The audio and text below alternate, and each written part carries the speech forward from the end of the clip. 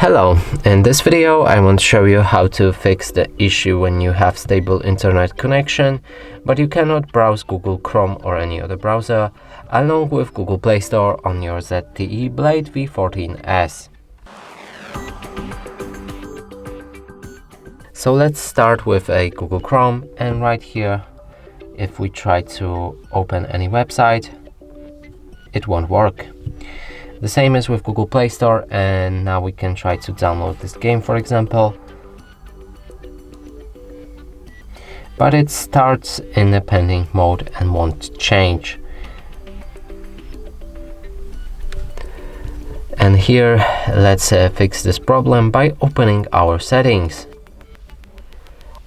In the settings, navigate to System and Update on the bottom, Date and Time, and enable Set Time automatically. From here the problem should be fixed, and if we try to refresh our Google Chrome it works fine. The same as with Google Play Store, if we try to download the game it should start normally.